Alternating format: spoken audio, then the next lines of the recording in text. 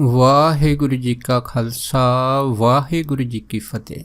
ਗੁਰੂ ਪਿਆਰੀ ਗੁਰੂ ਸਵਾਰੀ ਪਰਮ ਸਤਿਕਾਰਯੋਗ ਸਾਧ ਸੰਗਤ ਜੀਓ, ਅੱਜ ਦਾਸ ਸੰਤ ਮਹਾਂਪੁਰਖ ਬਾਬਾ ਮਹਾ ਹਰਨਾਮ ਸਿੰਘ ਜੀ ਦੀ ਚੱਲ ਰਹੀ ਲੜੀਵਾਰ ਪ੍ਰਸੰਗ ਕਥਾ ਦੇ ਤਹਿਤ ਉਹਨਾਂ ਦੇ ਅਗਲੇ ਜੀਵਨ ਦਰਸ਼ਨਾਂ ਦੀ ਜੋ ਕੜੀ ਆ ਦਾਸ ਆਪ ਸਾਰੀਆਂ ਸੰਗਤਾਂ ਨਾਲ ਸਾਂਝਾ ਕਰਦਾ ਹੈਗਾ।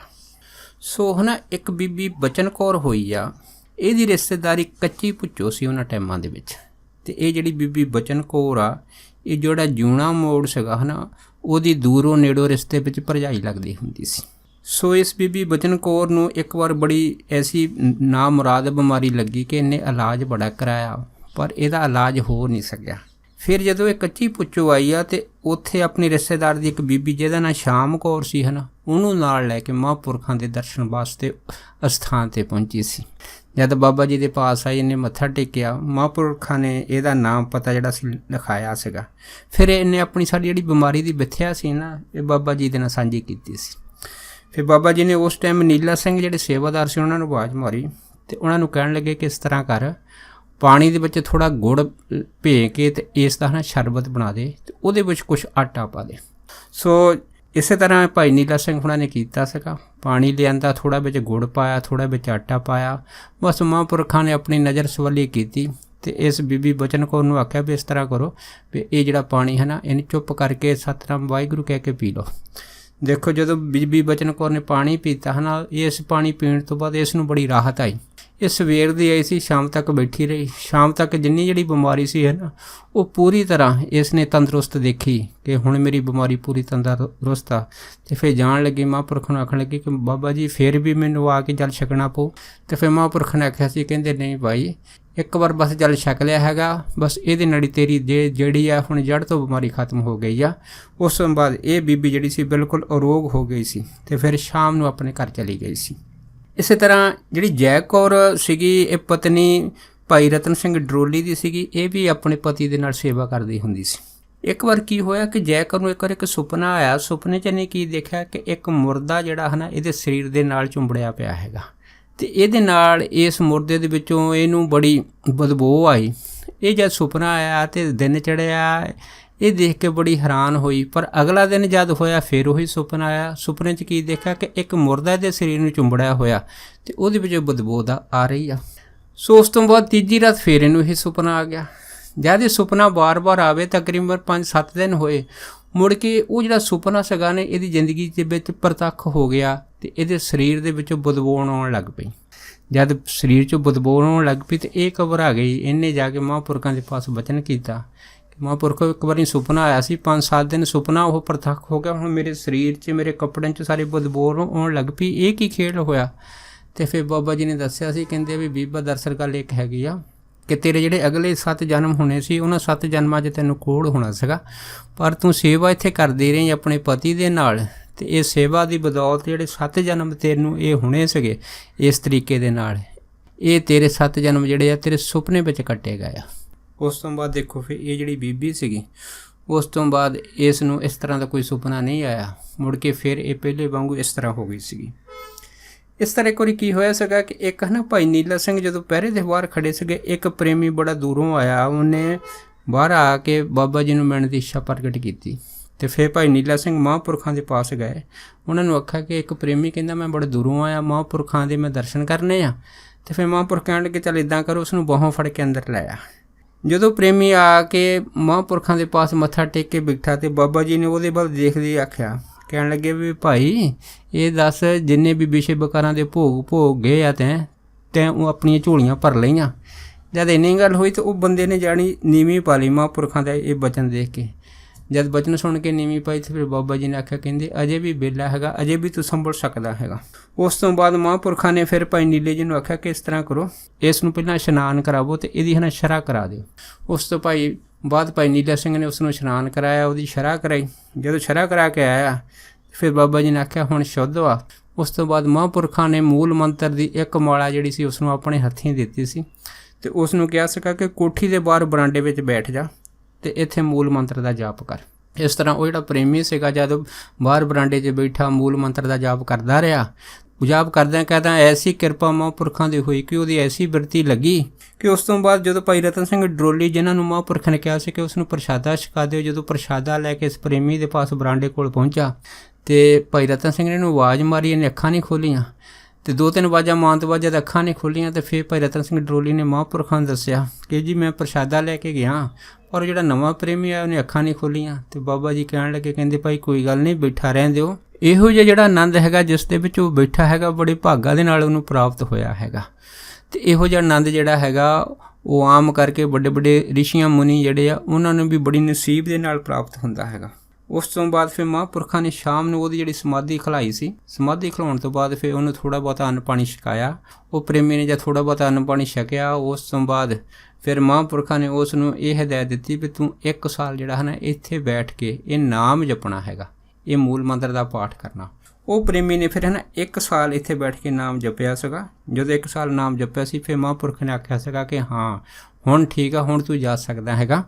ਤੇ ਉਸ ਤੋਂ ਬਾਅਦ ਉਹ ਪ੍ਰੇਮੀ ਨਾ ਜਾਣ ਦੀ ਗੱਲ ਮਹਾਂਪੁਰਖਾਂ ਨੂੰ ਕਰੇ, ਪਰ ਬਾਬਾ ਜੀ ਨੇ ਆਖਿਆ, ਕਹਿੰਦੇ ਨਹੀਂ ਭਾਈ, ਹੁਣ ਐਸੀ ਜਗ੍ਹਾ ਤੂੰ ਬੈਠ ਜਿੱਥੇ ਤੂੰ ਆਪ ਵੀ ਨਾਮ ਜਪਦੇ ਦੂਸਰਿਆਂ ਨੂੰ ਵੀ ਜਪਾ। ਉਸ ਤੋਂ ਬਾਅਦ ਫਿਰ ਉਹ ਪ੍ਰੇਮੀ ਜਿਹੜਾ ਸੀਗਾ ਉੱਥੋਂ ਚਲੇ ਗਿਆ ਸੀਗਾ। ਸੋ ਇਸ ਤਰ੍ਹਾਂ ਇੱਕ ਵਾਰ ਕੀ ਹੋਇਆ ਕਿ ਗਰਮੀਆਂ ਦੇ ਦਿਨ ਸੀਗੇ ਤੇ ਰਾਤ ਨੂੰ ਪੱਖੇ ਦੀ ਝੱਲਣ ਦੀ ਜਿਹੜੀ ਸੇਵਾ ਸੀਗੀ ਉਹ ਭਾਈ ਰਤਨ ਸਿੰਘ ਡਰੋਲੀ ਨੂੰ ਮਹਾਂਪੁਰਖਾਂ ਨੇ ਆਖ ਦਿੱਤੀ। ਜਦੋਂ ਭਾਈ ਰਤਨ ਸਿੰਘ ਨੂੰ ਆਖੀ ਤੇ ਨਾਲ ਇਹ ਵੀ ਹਦਾਇਤ ਕਰ ਦਿੱਤੀ ਵੀ ਇੱਕ ਜਗ੍ਹਾ ਖੜ੍ਹ ਕੇ ਹੈ ਨਾ ਤੇ ਪੱਖਾ ਝੱਲਣਾ ਹੈਗਾ। ਜਦ ਇੰਨੀ ਗੱਲ ਹੋਈ ਭਾਈ ਰਤਨ ਸਿੰਘ ਡਰੋਲੀ ਦੇ ਮਨ ਦੇ ਵਿੱਚ ਆਇਆ ਵੀ ਸਾਰੀ ਰਾਤ ਇੱਕ ਜਗ੍ਹਾ ਖੜ੍ਹ ਕੇ ਪੱਖਾ ਝੱਲਣਾ ਵੀ ਬੜਾ ਔਖਾ ਹੈਗਾ ਤੇ ਇਹ ਵਚਨ ਜਿਹੜਾ ਮੰਨਣਾ ਵੀ ਬੜਾ ਔਖਾ ਹੈਗਾ। ਪਰ ਫਿਰ ਵੀ ਭਾਈ ਰਤਨ ਸਿੰਘ ਨੇ ਮਨ 'ਚ ਸੋਚਿਆ ਵੀ ਚਲੋ ਹੋ ਸਕੇ ਤਾਂ ਯਤਨ ਕਰਕੇ ਦੇਖ ਲੈਂਦੇ ਆ। ਇਹ ਸੋਚ ਕੇ ਭਾਈ ਰਤਨ ਸਿੰਘ ਨੇ ਪਹਿਲਾਂ 5 ਇਸ਼ਨਾਨਾ ਕੀਤਾ। ਉਸ ਤੋਂ ਬਾਅਦ ਆਪਣਾ ਜਿਹੜਾ ਮੂੰਹ ਸੀਗਾ ਕੱਪੜੇ ਨਾਲ ਬੰਨ੍ਹ ਲਿਆ ਤੇ ਹੱਥ 'ਚ ਪੱਖਾ ਫੜ ਕੇ ਮਹਾਂਪੁਰਖ ਨੂੰ ਪੱਖਾ ਕਰਨਾ ਸ਼ੁਰੂ ਕਰ ਦਿੱਤਾ।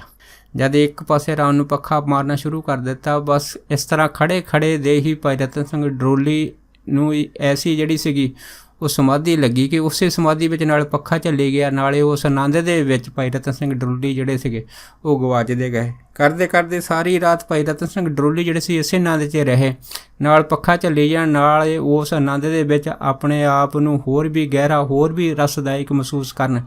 ਇਸ ਤਰ੍ਹਾਂ ਕਰਦੇ ਕਰਦੇ ਖੜ੍ਹੇ ਖੜ੍ਹੇ ਜਦ ਦਿਨ ਚੜ੍ਹ ਗਿਆ ਤੇ ਚਿੜੀਆਂ ਦੀ ਵਾਰ ਆਵਾਜ਼ ਆਉਣ ਲੱਗ ਪਈ, ਜਦ ਪੰਛੀ ਜਿਹੜੇ ਸੀ ਬੋਲਣ ਲੱਗੇ ਤੇ ਉਸ ਤੋਂ ਬਾਅਦ ਮਹਾਂਪੁਰਖ ਜਿਹੜੇ ਸੀ ਉਹ ਉੱਠ ਕੇ ਭਾਈ ਰਤਨ ਸਿੰਘ ਡਰੋਲੀ ਨੂੰ ਆਖਿਆ, ਕਹਿੰਦੇ ਕਿਉਂ ਭਾਈ, ਕਿਤੇ ਖੜਾ ਖੜਾ ਥੱਕ ਤਾਂ ਨਹੀਂ ਗਿਆ? ਜਦ ਇੰਨੀ ਗੱਲ ਹੋਈ ਤਾਂ ਫਿਰ ਭਾਈ ਰਤਨ ਸਿੰਘ ਡਰੋਲੀ ਨੇ ਮਹਾਂਪੁਰਖਾਂ ਨੂੰ ਨਮਸਕਾਰ ਕੀਤੀ ਤੇ ਕਹਿਣ ਲੱਗਾ ਕਿ ਮਹਾਂਪੁਰਖੋ ਸਾਰੀ ਰਾਤ ਦਾ ਤਾਂ ਕੁਛ ਪਤਾ ਨਹੀਂ ਲੱਗਾ। ਜਦ ਇੰਨੀ ਗੱਲ ਹੋਈ ਹੈ ਤੇ ਫਿਰ ਬਾਬਾ ਜੀ ਨੇ ਭਾਈ ਰਤਨ ਸਿੰਘ ਡਰੋਲੀ ਨੂੰ ਆਖਿਆ ਸੀ, ਕਹਿਣ ਲੱਗੇ ਦੇਖ ਭਾਈ, ਇਸ ਅਵਸਥਾ ਵਿੱਚ ਜਿਹੜਾ ਕੋਈ ਪ੍ਰੇਮੀ ਸੇਵਾ ਕਰਦਾ ਹੈ ਨਾ, ਅਸਲ ਦੇ ਵਿੱਚ ਉਹਨੂੰ ਸੇਵਾਦਾਰ ਆਖਿਆ ਜਾਂਦਾ, ਕਿਉਂਕਿ ਇਹ ਜਿਹੜੀ ਆਨੰਦ ਦੀ ਅਵਸਥਾ ਹੈਗੀ ਹੈ ਬੜੇ ਬਿਰਲੇ ਪਰ ਗੁਰਸਿੱਖ ਪ੍ਰੇਮੀਆਂ ਨੂੰ ਪ੍ਰਾਪਤ ਹੁੰਦੀ ਹੈ, ਜਿਹੋ ਜਿਹੀ ਅਵਸਥਾ ਜਿਹੜੀ ਹੈ ਤੈਨੂੰ ਪ੍ਰਾਪਤ ਹੋਈ ਹੈ। ਇਸੇ ਤਰ੍ਹਾਂ ਹੈ ਨਾ ਇੱਕ ਲੰਬੜਦਾਰ ਮਲੂਕਾ ਸਿੰਘ ਸੀਗਾ, ਇਸ ਨੂੰ ਵੀ ਇਹ ਪੱਖੇ ਝੱਲਣ ਦੀ ਸੇਵਾ ਜਿਹੜੀ ਸੀ ਮਹਾਂਪੁਰਖਾਂ ਨੇ ਬਖਸ਼ੀ ਸੀਗੀ। ਇਹਨੇ ਵੀ 2 ਸਾਲ ਇਹ ਸੇਵਾ ਕੀਤੀ ਆ, ਪਰ ਇਹ ਜਿਹੜੇ ਆਨੰਦ ਦੇ ਵਿੱਚ ਸਾਰੀ ਰਾਤ ਖੜ੍ਹ ਕੇ ਪੱਖਾ ਝੱਲਣਾ, ਨਾਲ ਇਸ ਆਨੰਦ ਦੇ ਵਿੱਚ ਆਪਣੇ ਆਪ ਨੂੰ ਮਹਿਸੂਸ ਕਰਨਾ ਤੇ ਸਾਰੀ ਰਾਤ ਦਾ ਪਤਾ ਨਹੀਂ ਚੱਲਣਾ ਹੈਗਾ, ਇਹ ਵੀ ਜਿਹੜਾ ਲੰਬੜਦਾਰ ਮਲੂਕਾ ਸਿੰਘ ਸੀਗਾ ਨਾ ਉਹਦੇ ਨਸੀਬ ਸੀਗੇ। ਇਹਨਾਂ 2 ਗੁਰਸਿੱਖਾਂ ਨੂੰ ਇਹ ਜਿਹੜੀ ਅਵਸਥਾ ਸੀਗੀ ਸੇਵਾ ਦੀ, ਇਹ ਮਹਾਂਪੁਰਖਾਂ ਨੇ ਆਪਣੀ ਕਿਰਪਾ ਦ੍ਰਿਸ਼ਟੀ ਕਰਕੇ ਬਖਸ਼ੀ ਹੁੰਦੀ ਸੀ। ਇਸ ਤਰ੍ਹਾਂ ਕੀ ਹੋਇਆ ਸੀਗਾ ਕਿ ਇੱਕ ਵਾਰੀ ਇੱਕ 90 ਦਾ ਪੰਡਤ ਸੀਗਾ ਜਿਹੜਾ ਕਾਸ਼ੀ ਵਿੱਦਿਆ ਪੜ੍ਹ ਕੇ ਆਇਆ ਸੀਗਾ। ਇਹ ਜਿਹੜਾ ਪੰਡਤ ਕਾਸ਼ੀ ਵਿੱਦਿਆ ਪੜ੍ਹ ਕੇ ਆਇਆ ਸੀਗਾ, ਇਹਦੀ ਇੱਕ ਰਿਸ਼ਤੇਦਾਰੀ ਪੋਲੇ ਨਗਰ ਦੇ ਵਿੱਚ ਸੀਗੀ, ਜਿੱਥੇ ਇਹ ਅਕਸਰ ਜਾਂਦਾ ਹੁੰਦਾ ਸੀਗਾ। ਤੇ ਜਦ ਇਹਨੂੰ ਮਹਾਂਪੁਰਖਾਂ ਬਾਬਤ ਪਤਾ ਲੱਗਾ ਤੇ ਇਹਨੇ ਦਰਸ਼ਨ ਕਰਨ ਦੀ ਇੱਛਾ ਜਿਹੜੀ ਆਪਣੇ ਰਿਸ਼ਤੇਦਾਰਾਂ ਨਾਲ ਪ੍ਰਗਟ ਕੀਤੀ। ਤੇ ਨਾਲੇ ਇਹ ਜਿਹੜਾ ਕਾਸ਼ੀ ਤੋਂ ਪੜ੍ਹਿਆ ਹੋਇਆ ਪੰਡਤ ਸੀਗਾ, ਇਹਦੇ ਔਲਾਦ ਕੋਈ ਨਹੀਂ ਸੀ ਤੇ ਇਹਦੇ ਮਨ ਦੇ ਵਿੱਚ ਇੱਛਾ ਸੀ ਵੀ ਚਲੋ ਮੈਂ ਵਿੱਦਿਆ ਪੜ੍ਹਿਆ ਹੈਗਾ, ਵਿੱਦਿਆ ਦਾ ਕੁਦਰਤੀ ਪੜ੍ਹਨ ਦੇ ਨਾਲ ਹਰੇਕ ਆਦਮੀ ਨੂੰ ਮਾਣ ਤਾਂ ਹੁੰਦਾ ਹੀ ਆ, ਪਰ ਇਹਦੇ ਮਨ ਦੇ ਵਿੱਚ ਆਇਆ ਵੀ ਚਲੋ ਨਾਲੇ ਮਹਾਂਪੁਰਖਾਂ ਦੇ ਨਾਲ ਕੁਛ ਗਿਆਨ ਦੇ ਪ੍ਰਸ਼ਨ ਉੱਤਰ ਕਰਾਂਗੇ ਤੇ ਨਾਲੇ ਮੰਗ ਰੱਖਾਂਗੇ ਕਿ ਤੁਸੀਂ ਕਿਰਪਾ ਕਰੋ ਮੈਨੂੰ ਇੱਕ ਪੁੱਤਰ ਦੀ ਦਾਤ ਬਖਸ਼ੋ। ਇਹ ਸੋਚ ਕੇ ਇਹ ਪੰਡਤ ਜਿਹੜਾ ਸੀਗਾ ਜਦ ਮਹਾਂਪੁਰਖਾਂ ਦੇ ਪਾਸ ਗਿਆ, ਇਹਨੇ ਬੜੀ ਨਿਮਰਤਾ ਸਹਿਤ ਮੱਥਾ ਟੇਕਿਆ ਤੇ ਬਾਬਾ ਜੀ ਨੇ ਇਹਦਾ ਫਿਰ ਜਿਹੜਾ ਨਾਮ ਪਤਾ ਜਿਹੜਾ ਸੀ ਉਹ ਸਾਰਾ ਲਿਖਾਇਆ। ਲਿਖਾਉਣ ਤੋਂ ਬਾਅਦ ਮਹਾਂਪੁਰਖਾਂ ਨੇ ਇਸ ਪੰਡਤ ਨੂੰ ਆਪ ਹੀ ਪੁੱਛਿਆ, ਕਹਿੰਦੇ ਵੀ ਤੁਸੀਂ ਕੁਝ ਪ੍ਰਸ਼ਨ ਕਰਨ ਆਏ ਆ ਜਾਂ ਵੈਸੇ ਕੋਈ ਪੁੱਤਰ ਦੀ ਦਾਤ ਮੰਗਣ ਆਏ ਆ? ਜਦ ਇੰਨੀ ਗੱਲ ਹੋਈ ਆ ਤੇ ਇਹਨੇ ਦੋਨੇ ਹੱਥ ਜੋੜ ਕੇ ਮਹਾਂਪੁਰਖ ਨੂੰ ਆਖ ਦਿੱਤਾ, ਜੀ ਮੈਨੂੰ ਦੋਨੇ ਚੀਜ਼ਾਂ ਚਾਹੀਦੀਆਂ। ਤੇ ਬਾਬਾ ਜੀ ਕਹਿਣ ਲੱਗੇ ਚੱਲ ਠੀਕ ਆ, ਪਹਿਲਾਂ ਤੈਨੂੰ ਆਪਣੀ ਮੰਗ ਦੱਸ ਕੇ ਤੇਰੀ ਮੰਗ ਕੀ ਆ? ਜਦ ਇੰਨੀ ਗੱਲ ਹੋਈ ਆ ਤੇ ਇਹ ਜਿਹੜਾ ਕਾਸ਼ੀ ਦਾ ਪੰਡਤ ਸੀਗਾ ਨਾ, ਇਹਨੇ ਇੱਕ ਸੰਸਕ੍ਰਿਤ ਦੇ ਸ਼ਲੋਕ ਦੇ ਵਿੱਚ ਆਪਣੀ ਮੰਗ ਦੱਸੀ। ਜਦ ਮੰਗ ਦੱਸ ਦਿੱਤੀ, ਸੰਸਕ੍ਰਿਤ ਦਾ ਸ਼ਲੋਕ ਪੜ੍ਹਿਆ ਤੇ ਬਾਬਾ ਜੀ ਮੁਸਕਰਾ ਪਏ ਤੇ ਉਸੇ ਹੀ ਪੰਡਤ ਦਾ ਜਵਾਬ ਫਿਰ ਮਹਾਂਪੁਰਖਾਂ ਨੇ ਸੰਸਕ੍ਰਿਤ ਦੇ ਸ਼ਲੋਕ ਦੇ ਵਿੱਚ ਉਹਨੂੰ ਦਿੱਤਾ। ਜਦ ਦਿੱਤਾ ਤਾਂ ਉਹ ਕਾਸ਼ੀ ਵਾਲਾ ਪੰਡਤ ਬੜਾ ਹੈਰਾਨ ਹੋਇਆ। ਉਹਨੇ ਇੱਕ ਫਿਰ ਦੁਬਾਰਾ ਸ਼ਲੋਕ ਬੋਲਿਆ, ਉਹਦੇ ਵਿੱਚ ਮਹਾਂਪੁਰਖਾਂ ਨੂੰ ਪ੍ਰਸ਼ਨ ਕੀਤਾ। ਬਾਬਾ ਜੀ ਨੇ ਉਹਦਾ ਸ਼ਲੋਕ ਸੁਣ ਕੇ ਫਿਰ ਉਹਦਾ ਜਵਾਬ ਫਿਰ ਅਗਲੇ ਸ਼ਲੋਕ ਦੇ ਵਿੱਚ ਉਸ ਪੰਡਤ ਨੂੰ ਦੇ ਦਿੱਤਾ। ਜਦ ਦੇ ਦਿੱਤਾ ਹੈਗਾ ਤਾਂ ਤੀਸਰੀ ਵਾਰ ਉਹ ਪੰਡਤ ਨੇ ਫਿਰ ਜਿਹੜਾ ਸੀਗਾ ਬੜੇ ਜ਼ੋਰ ਦੇ ਨਾਲ ਇੱਕ ਸ਼ਲੋਕ ਹੋਰ ਬੋਲਿਆ ਤਾਂ ਮਹਾਂਪੁਰਖ ਨੇ ਤੀਸਰੇ ਸ਼ਲੋਕ ਦਾ ਜਵਾਬ ਵੀ ਜਦ ਤੀਸਰੇ ਸ਼ਲੋਕ ਨਾਲ ਦਿੱਤਾ। ਉਸ ਤੋਂ ਬਾਅਦ ਉਹ ਜਿਹੜਾ ਪੰਡਤ ਸੀਗਾ ਫਿਰ ਚੁੱਪ ਕਰ ਗਿਆ। ਜਦ ਚੁੱਪ ਕਰ ਗਿਆ ਤਾਂ ਫਿਰ ਮਹਾਂਪੁਰਖਾਂ ਦੇ ਮੂੰਹੋਂ ਹੱਸਦਾ ਇਹ ਨਿਕਲਿਆ, ਕਹਿੰਦੇ ਭਾਈ ਇਹ ਤਾਂ ਉਹ ਗੱਲ ਹੋ ਗਈ ਕਿ ਜਿਵੇਂ ਕੋਈ ਜਿਹੜਾ ਬਟੇਰਾ ਹੈਗਾ ਉਹ ਅਗਰ ਕਹੇ ਕਿ ਮੈਂ ਬਾਜ ਦੇ ਨਾਲ ਖਾਊਂਗਾ ਅਤੇ ਬਾਜ ਦੇ ਨਾਲ ਖਾਣ ਦਾ ਮਤਲਬ ਇੰਨਾ ਹੀ ਹੈ ਕਿ ਉਹ ਆਪਣੇ ਖੰਭ ਤੜਾ ਬੈਠੂਗਾ। ਜਦ ਇੰਨੀ ਗੱਲ ਹੋਈ ਆ ਤਾਂ ਫਿਰ ਉਸ ਪੰਡਤ ਨੇ ਮਹਾਂਪੁਰਖ ਦੇ ਚਰਨ ਫੜ ਲਏ ਸੀ ਅਤੇ ਫਿਰ ਮਹਾਂਪੁਰਖਾਂ ਨੂੰ ਆਖਿਆ ਸੀਗਾ ਕਿ ਇਸ ਬਟੇਰੇ ਨੂੰ ਕੋਈ ਸੇਵਾ ਦਿਓ। ਅਤੇ ਬਾਬਾ ਜੀ ਨੇ ਆਖਿਆ ਸੀ, ਕਹਿੰਦੇ ਵੀ ਵਿੱਦਿਆ ਪੜ੍ਹਨੀ ਜਾਂ ਵਿਚਾਰਨੀ ਬਹੁਤ ਚੰਗੀ ਗੱਲ ਆ, ਪਰ ਵਿੱਦਿਆ ਦਾ ਜਿਹੜਾ ਮਾਣ ਕਰਨਾ, ਗਰੂਰ ਕਰਨਾ ਹੈ ਨਾ, ਇਹ ਜਿਹੜਾ ਹੈਗਾ ਇਹ ਵਿੱਦਿਆ ਦੇ ਤਪ ਨੂੰ ਨਸ਼ਟ ਕਰ ਦਿੰਦਾ ਹੈਗਾ। ਜਦ ਮਹਾਂਪੁਰਖਾਂ ਨੇ ਇਸ ਤਰ੍ਹਾਂ ਦਾ ਉਪਦੇਸ਼ ਉਸ ਪੰਡਤ ਨੂੰ ਦਿੱਤਾ ਸੀਗਾ, ਫਿਰ ਉਹ ਪੰਡਿਤ ਚੁੱਪ ਕਰ ਗਿਆ। ਫਿਰ ਉਸਨੇ ਮਹਾਂਪੁਰਖਾਂ ਨੂੰ ਆਖਿਆ ਕਿ ਤੁਸੀਂ ਕਿਰਪਾ ਕਰੋ ਕਿ ਮੈਨੂੰ ਇੱਕ ਪੁੱਤਰ ਦੀ ਔਲਾਦ ਵੀ ਬਖਸ਼ੋ। ਜਦ ਇੰਨੀ ਗੱਲ ਹੋਈ ਸੀ ਫਿਰ ਬਾਬਾ ਜੀ ਨੇ ਆਖਿਆ ਸੀਗਾ ਕਿ ਇੱਕ ਚਾਹੀਦੇ ਕਿ ਦੋ ਚਾਹੀਦੇ ਆ। ਫਿਰ ਉਹ ਪੰਡਿਤ ਜਿਹੜਾ ਸੀਗਾ ਚੁੱਪ ਕਰ ਗਿਆ ਸੀਗਾ। ਫਿਰ ਮਹਾਂਪੁਰਖ ਨੇ ਆਖਿਆ ਵੀ ਚੱਲ ਠੀਕ ਆ, ਇੱਕ ਤਾਂ ਤੂੰ ਵਿਦਵਾਨ ਆ, ਦੂਸਰਾ ਤੂੰ ਜਿਹੜਾ ਹੈਗਾ ਉਹ ਪੜ੍ਹਿਆ ਲਿਖਿਆ ਹੋਣ ਦੇ ਬਾਵਜੂਦ ਜਦ ਇਸ ਨਿਮਰਤਾ ਭਾਵ 'ਚ ਆਇਆ ਹੈਗਾ ਅਤੇ ਤੈਨੂੰ ਇੱਕ ਨਹੀਂ ਹੁਣ ਦੋ ਜਿਹੜੇ ਹੈ ਪੁੱਤਰ ਮਿਲਣਗੇ। ਇਸ ਤੋਂ ਬਾਅਦ ਮਹਾਂਪੁਰਖਾਂ ਦੇ ਮੂੰਹੋਂ ਜਿਹੜਾ ਇਹ ਉਪਦੇਸ਼ ਨਿਕਲਿਆ ਸੀ, ਉਸ ਤੋਂ ਬਾਅਦ ਉਹ ਪੰਡਿਤ ਬੜਾ ਪ੍ਰਸੰਨ ਹੋਇਆ ਸੀ। ਫਿਰ ਬਾਬਾ ਜੀ ਨੇ ਉਹਨਾਂ ਦੋ ਪੁੱਤਰਾਂ ਦੀਆਂ ਨਿਸ਼ਾਨੀਆਂ ਉਸ ਪੰਡਿਤ ਨੂੰ ਦੱਸ ਦਿੱਤੀਆਂ ਸੀਗੀਆਂ ਕਿ ਇਹ ਜਿਹੜੇ ਤੇਰੇ ਦੋ ਪੁੱਤਰ ਹੋਣਗੇ ਉਹਨਾਂ ਦੀਆਂ ਇਹ ਨਿਸ਼ਾਨੀਆਂ ਹੋਣਗੀਆਂ। ਉਸ ਤੋਂ ਬਾਅਦ ਦੇਖੋ ਉਸ ਪੰਡਿਤ ਦੇ ਦੋ ਪੁੱਤਰ ਹੋਏ ਸੀ ਅਤੇ ਜੋ ਨਿਸ਼ਾਨੀਆਂ ਮਹਾਂਪੁਰਖਾਂ ਨੇ ਦੱਸੀਆਂ ਸੀ ਉਹੀ ਨਿਸ਼ਾਨੀਆਂ ਉਹਨਾਂ ਦੋ ਪੁੱਤਰਾਂ ਦੇ ਸਰੀਰ ਦੇ ਉੱਤੇ ਜਿਹੜੀਆਂ ਸੀਗੀਆਂ ਉਹ ਬਣੀਆਂ ਹੋਈਆਂ ਸੀ। ਇਸ ਤੋਂ ਬਾਅਦ ਇਹ ਕਾਸ਼ੀ ਦਾ ਪੰਡਿਤ ਜਿਹੜਾ ਸੀਗਾ ਇਹ ਜਦ ਵੀ ਪੋਲੇ ਨਗਰ ਆਉਂਦਾ ਸੀਗਾ ਮਹਾਂਪੁਰਖਾਂ ਦੇ ਦਰਸ਼ਨ ਜ਼ਰੂਰ ਕਰਕੇ ਜਾਂਦਾ ਸੀਗਾ। ਇਸ ਤਰ੍ਹਾਂ ਇਹ ਮਹਾਂਪੁਰਖਾਂ ਦਾ ਸ਼ਰਧਾਲੂ ਹੋਇਆ ਸੀਗਾ। ਇਸ ਤਰ੍ਹਾਂ ਨਾ ਇੱਕ ਬੀਬੀ ਹਰਨਾਮ ਕੌਰ ਸੀ, ਇਹ ਹੈ ਨਾ ਪੋਲੇ ਨਗਰ ਦੀ ਸੀਗੀ। ਇਹ ਵੀ ਮਹਾਂਪੁਰਖਾਂ ਦੀ ਸੇਵਾ ਕਰਦੀ ਹੁੰਦੀ ਸੀ। ਸਵੇਰੇ ਨੇ ਆਪਣੇ ਨਗਰ ਤੋਂ ਆ ਜਾਣਾ ਅਤੇ ਮਹਾਂਪੁਰਖਾਂ ਦੀ ਸੇਵਾ ਕਰਨੀ, ਸ਼ਾਮ ਨੂੰ ਇਹਨੇ ਆਪਣੇ ਘਰ ਚਲੇ ਜਾਣਾ। ਇਸ ਤਰ੍ਹਾਂ ਇਹ ਬੜੀ ਲਗਨ ਨਾਲ ਸੇਵਾ ਕਰਦੀ ਹੁੰਦੀ ਸੀ। ਇੱਕ ਵਾਰੀ ਮਹਾਂਪੁਰਖਾਂ ਨੇ ਇਸ ਬੀਬੀ ਵੱਲ ਦੇਖ ਕੇ ਇਸ ਨੂੰ ਪੁੱਛਿਆ ਕਿ ਬੀਬਾ ਕੋਈ ਮਨ ਦੀ ਇੱਛਾ ਹੈਗੀ ਆ ਅਤੇ ਕੋਈ ਚੀਜ਼ ਮੰਗਣੀ ਆ ਤਾਂ ਮੰਗ ਲੈ। ਜਦ ਇੰਨੀ ਗੱਲ ਹੋਈ ਹੈ ਤਾਂ ਇਸ ਬੀਬੀ ਨੇ ਆਖਿਆ ਕਿ ਮਹਾਂਪੁਰਖੋ ਬਾਕੀ ਦਾ ਘਰ 'ਚ ਸਭ ਕੁਛ ਹੈਗਾ, ਪਰ ਘਰ ਨੂੰ ਸੰਭਾਲਣ ਵਾਸਤੇ ਮੇਰੇ ਜਿਹੜੇ ਪੋਤਰੇ ਆ ਜਾਂ ਪੋਤਰੀਆਂ ਉਹ ਘਰ ਦੇ ਵਿੱਚ ਨਹੀਂ ਆ। ਜਦ ਇੰਨੀ ਗੱਲ ਹੋਈ ਤਾਂ ਫਿਰ ਬਾਬਾ ਜੀ ਨੇ ਆਖਿਆ ਵੀ ਤੂੰ ਦੱਸ ਵੀ ਤੇਰਾ ਕੋਈ ਲੜਕਾ ਵਿਆਹਿਆ ਆ? ਤਾਂ ਉਸ ਬੀਬੀ ਨੇ ਆਖਿਆ ਜੀ ਮੇਰੇ ਦੋ ਲੜਕੇ ਆ, ਦੋਨੇ ਵਿਆਹੇ ਹੋਏ ਆ। ਅਤੇ ਮਹਾਂਪੁਰਖ ਕਹਿਣ ਲੱਗੇ ਵੀ ਦੋਨਾਂ ਦੇ ਕੋਈ ਔਲਾਦ ਨਹੀਂ? ਤਾਂ ਕਹਿਣ ਲੱਗੇ ਜੀ ਨਹੀਂ, ਕਾਫੀ ਸਮਾਂ ਹੋ ਗਿਆ, ਦੋਨਾਂ ਦੇ ਕੋਈ ਔਲਾਦ ਨਹੀਂ ਹੈਗੀ। ਫਿਰ ਬਾਬਾ ਜੀ ਨੇ ਆਖਿਆ ਚੱਲ ਇਸ ਤਰ੍ਹਾਂ ਕਰੀ, ਆਪਣੀਆਂ ਦੋਨੇ ਜਿਹੜੀਆਂ ਨੌਹਾਂ ਹੈਗੀਆਂ ਸਾਡੇ ਪਾਸ ਲੈ ਕੇ ਆਈ। ਉਸ ਤੋਂ ਬਾਅਦ ਫੇਰ ਮਾਈ ਜਦ ਅਗਲੀ ਵਾਰੀ ਆਈ ਅਤੇ ਇਹਨੇ ਆਪਣੀ ਨੂੰਹਾਂ ਨੂੰ ਆਖਿਆ ਕਿ ਤੁਸੀਂ ਤਿਆਰ ਹੋ ਜਾਓ, ਭੁੱਚੋ ਮਹਾਂਪੁਰਖ ਦੇ ਦਰਸ਼ਨ ਕਰਨ ਜਾਣਾ। ਨਾਲ ਇਸ ਬੀਬੀ ਨੇ ਜਿਹੜਾ ਸੀਗਾ ਆਪਣੀਆਂ ਨੂੰਹਾਂ ਨੂੰ ਇਹ ਵੀ ਪੱਕਾ ਕਰ ਦਿੱਤਾ ਕਿ ਜਦੋਂ ਅਸੀਂ ਮਹਾਂਪੁਰਖਾਂ ਦੇ ਪਾਸ ਜਾਣਾ ਕਿਸੇ ਤਰ੍ਹਾਂ ਦਾ ਕੋਈ ਪ੍ਰਸ਼ਨ ਨਹੀਂ ਕਰਨਾ, ਕਿਉਂਕਿ ਮਹਾਂਪੁਰਖਾਂ ਨੇ ਸ਼ਰ੍ਹਾ ਕਰਾਉਣੀ ਆ ਅਤੇ ਤੁਸੀਂ ਇਹ ਸ਼ਰ੍ਹਾ ਜਿਹੜੀ ਹੈ ਨਾ ਜਿੱਦਾਂ ਮਹਾਂਪੁਰਖ ਹੁਕਮ ਦਿੱਤੇ ਰਹਿਣਗੇ ਉਸੇ ਤਰ੍ਹਾਂ ਕਰ ਲੈਣੀ ਆ। ਅਤੇ ਇਸ ਤਰ੍ਹਾਂ ਜਿਹੜੀ ਉਹ ਮਹਾਂਪੁਰਖਾਂ ਦੀ ਜੋ ਮਰਜ਼ਾਦਾ ਹੈਗੀ ਉਸ 'ਤੇ ਕਿਸੇ ਤਰ੍ਹਾਂ ਦੀ ਕੋਈ ਸ਼ੰਕਾ ਨਹੀਂ ਕਰਨਾ। ਉਸ ਤੋਂ ਬਾਅਦ ਜਦ ਫਿਰ ਦੋਹੇ ਨੂੰਹਾਂ ਜਿਹੜੀ ਅਗਲੀ ਵਾਰ ਆਪਣੀ ਸੱਸ ਦੇ ਨਾਲ ਮਹਾਂਪੁਰਖਾਂ ਦੇ ਪਾਸ ਆਈਆਂ, ਇਹਨਾਂ ਨੇ ਆ ਕੇ ਬਾਬਾ ਜੀ ਨੂੰ ਜਿਹੜਾ ਸੀਗਾ ਉਹ ਮੱਥਾ ਟੇਕਿਆ। ਮੱਥਾ ਟੇਕਣ ਤੋਂ ਬਾਅਦ ਮਹਾਂਪੁਰਖ ਆਪਣੇ ਸੇਵਾਦਾਰ ਨੂੰ ਕਿਹਾ ਕਿ ਇਸ ਤਰ੍ਹਾਂ ਕਰੋ, ਇਹਨਾਂ ਦੋਨਾਂ ਦੀ ਹੈ ਨਾ ਸ਼ਰ੍ਹਾ ਕਰਾ ਦਿਓ। ਜਦ ਇੰਨੀ ਗੱਲ ਹੋਈ ਤਾਂ ਜਿਹੜੀ ਵੱਡੀ ਨੂੰਹ ਸੀ ਪਹਿਲਾਂ ਸਭ ਤੋਂ ਪਹਿਲਾਂ ਉਸ ਨੂੰ ਆਖਿਆ ਕਿ ਇਸ ਦੀ ਪਹਿਲਾਂ ਸ਼ਰ੍ਹਾ ਕਰਾਓ। ਉਸ ਤੋਂ ਬਾਅਦ ਜਦ ਵੱਡੀ ਨੂੰਹ ਨੇ ਜਿਹੜੀ ਸੀ ਉਹ ਸ਼ਰ੍ਹਾ ਕੀਤੀ ਹੈ। ਸ਼ਰ੍ਹਾ ਕਰਨ ਤੋਂ ਬਾਅਦ ਮਹਾਂਪੁਰਖਾਂ ਦੇ ਪਾਸ ਆਈ ਅਤੇ ਬਾਬਾ ਜੀ ਕਹਿਣ ਲੱਗੇ ਵੀ ਹਾਂ ਸ਼ੁੱਧ ਹੈਗਾ। ਉਸ ਤੋਂ ਬਾਅਦ ਜਦ ਛੋਟੀ ਨੂੰਹ ਗਈ ਆ ਅਤੇ ਉਹ ਜਦ ਸ਼ਰ੍ਹਾ ਹੋਣ ਲੱਗੀ ਆ ਅਤੇ ਉਹ ਜਿਹੜੀ ਸੀ ਯਕਦਮ ਪਿੱਛੇ ਹਟ ਗਈ। ਜਦ ਪਿੱਛੇ ਹਟ ਗਈ ਅਤੇ ਨਾਲ ਦੇ ਸੇਵਾਦਾਰ ਕਹਿਣ ਲੱਗੇ ਬੀਬਾ ਕੀ ਗੱਲ ਹੋਈ? ਅਤੇ ਉਹ ਬੀਬੀ ਕਹਿਣ ਲੱਗੀ ਕਿ ਮੈਂ ਇਸ ਤਰ੍ਹਾਂ ਦਾ ਕਰਮ ਨਹੀਂ ਕਰਨਾ ਹੈਗਾ, ਮੈਂ ਸ਼ਰ੍ਹਾ ਨਹੀਂ ਕਰਾਉਣੀ। ਜਦ ਇੰਨੀ ਗੱਲ ਹੋਈ ਅਤੇ ਫਿਰ ਉਹ ਜਿਹੜਾ ਸੇਵਾਦਾਰ ਸੀਗਾ ਸ਼ਰ੍ਹਾ ਕਰਾਉਣ ਵਾਲਾ ਉਹ ਚੁੱਪ ਕਰ ਗਿਆ। ਉਹਨੇ ਮਹਾਂਪੁਰਖ ਨੂੰ ਆ ਕੇ ਕਿਹਾ ਕਿ ਇਹ ਜਿਹੜੀ ਬੀਬੀ ਕਹਿੰਦੀ ਮੈਂ ਸ਼ਰ੍ਹਾ ਨਹੀਂ ਕਰਨੀ। ਜਦ ਇੰਨੀ ਗੱਲ ਹੋਈ ਅਤੇ ਬਾਬਾ ਜੀ ਜਿਹੜੀ ਸੀ ਉਹਦੀ ਜਿਹੜੀ ਸੱਸ ਹਰਨਾਮ ਕੌਰ ਸੀਗੀ ਉਹਨੂੰ ਕਹਿਣ ਲੱਗੇ ਵੀ ਦੇਖ ਤੂੰ ਤਾਂ ਬੜੀ ਪੱਟੀ ਪੜ੍ਹਾ ਕੇ ਆਈ ਸੀ, ਪਰ ਦੇਖ ਜਿਹਦੇ ਭਾਗਾਂ 'ਚ ਸੀ ਉਹਨੇ ਸ਼ਰ੍ਹਾ ਕਰ ਲਈ, ਜਿਹਦੇ ਭਾਗਾਂ ਦੇ ਵਿੱਚ ਪੁੱਤਰ ਨੇ ਉਹਨੇ ਸ਼ਰ੍ਹਾ ਨਹੀਂ ਕੀਤੀ। ਜਦ ਇੰਨੀ ਗੱਲ ਹੋਈ ਤਾਂ ਫਿਰ ਬੀਬੀ ਹਰਨਾਮ ਕੌਰ ਮਹਾਂਪੁਰਖ ਨੂੰ ਕਹਿਣ ਲੱਗੀ ਕਿ ਮਹਾਂਪੁਰਖੋ ਮੈਂ ਤਾਂ ਆਪਣੇ ਚਿੱਤੋਂ ਪੂਰਾ ਜ਼ੋਰ ਲਾਇਆ ਸੀ, ਦੋਨਾਂ ਨੂੰ ਕਿਹਾ ਸੀਗਾ, ਪਰ ਹੁਣ ਇਹਨਾਂ ਦੀ ਮਰਜ਼ੀ ਹੈ। ਅਤੇ ਫਿਰ ਬਾਬਾ ਜੀ ਆਖਣ ਲੱਗੇ ਚੱਲ ਕੋਈ ਗੱਲ ਨਹੀਂ, ਜਿਹੜੀ ਤੇਰੀ ਵੱਡੀ ਨੂੰਹ ਹੈਗੀ ਹੈ ਨਾ ਇਸ ਦੇ ਦੋ ਪੁੱਤਰ ਹੋਣਗੇ ਅਤੇ ਇਹ ਤੇਰੀ ਸੇਵਾ ਦੀ ਬਦੌਲਤ ਹੈਗਾ। ਦੂਸਰਾ ਇਹ ਗੱਲ ਹੈਗੀ ਹੈ ਕਿ ਛੋਟੀ ਨੇ ਸ਼ਰ੍ਹਾ ਨਹੀਂ ਕੀਤੀ, ਵਚਨ ਨਹੀਂ ਮੰਨਿਆ, ਇਸ ਕਰਕੇ ਉਹ ਪੁੱਤਰ ਤੋਂ ਵਾਂਝੀ ਰਹੂਗੀ। ਪਰ ਹਾਂ ਗੱਲ ਇੰਨੀ ਹੈਗੀ ਆ ਕਿ ਅਗਰ ਵੱਡੀ ਨੂੰ ਆਪਣਾ ਇੱਕ ਪੁੱਤਰ ਦੀ ਝੋਲੀ ਪਾ ਦੇਵੇ ਤਾਂ ਫਿਰ ਇਹਦਾ ਜਿਹੜਾ ਜੀਵਨ ਵਿਆਹ ਦਾ ਵਿਆਹੁਤਾ ਜੀਵਨ ਹੈਗਾ ਸੁਖੀ ਹੋ ਸਕਦਾ ਹੈਗਾ। ਉਸ ਤੋਂ ਬਾਅਦ ਜਦ ਮਹਾਂਪੁਰਖਾਂ ਨੇ ਇਹ ਜਿਹੜਾ ਸੀਗਾ ਬੀਬੀ ਹਰਨਾਮ ਕੌਰ ਨੂੰ ਆਖਿਆ ਸੀਗਾ, ਉਸ ਤੋਂ ਬਾਅਦ ਬੀਬੀ ਹਰਨਾਮ ਕੌਰ ਜਿਹੜੀ ਸੀ ਆਪਣੇ ਦੋਨੇ ਨੂੰਹਾਂ ਨੂੰ ਨਾਲ ਲੈ ਕੇ ਘਰ ਚਲੇ ਗਈ। ਉਸ ਤੋਂ ਬਾਅਦ ਦੇਖੋ ਮਹਾਂਪੁਰਖਾਂ ਦੇ ਬਚਨ ਸੱਤ ਹੋਏ। ਬੀਬੀ ਹਰਨਾਮ ਕੌਰ ਦੀ ਵੱਡੀ ਨੂੰਹ ਦੇ 2 ਲੜਕੇ ਹੋਏ ਸੀ, ਜਾਂ 2 ਲੜਕੇ ਹੋਏ ਸੀ। ਛੋਟੀ ਦੇ ਯਤਨ ਕਰਨ ਦੇ ਉੱਤੇ ਵੀ ਕੋਈ ਲੜਕਾ ਨਹੀਂ ਹੋਇਆ। ਉਸ ਤੋਂ ਬਾਅਦ ਫਿਰ ਘਰਦਿਆਂ ਨੇ ਕੀ ਕੀਤਾ ਸੀ, ਵੱਡੀ ਨੂੰਹ ਦਾ 1 ਲੜਕਾ ਜਿਹੜਾ ਸੀ ਉਹ ਛੋਟੀ ਨੂੰਹ ਦੀ ਝੋਲੀ ਦੇ ਵਿੱਚ ਪਾ ਦਿੱਤਾ ਸੀ।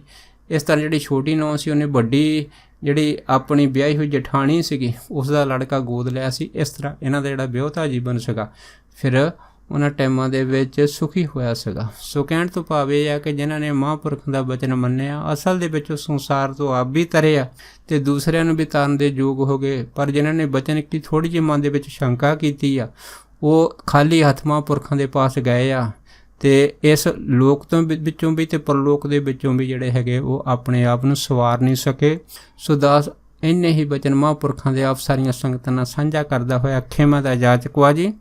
ਹੋਈਆਂ ਬੇਅੰਤ ਭੁੱਲਾਂ ਚੁੱਕਾਂ ਦੀ ਖਿਮਾ ਬਖਸ਼ਣੀ। ਸੋ ਫਤਿਹ ਬੁਲਾਓ। ਵਾਹਿਗੁਰੂ ਜੀ ਕਾ ਖਾਲਸਾ, ਵਾਹਿਗੁਰੂ ਜੀ ਕੀ ਫਤਿਹ।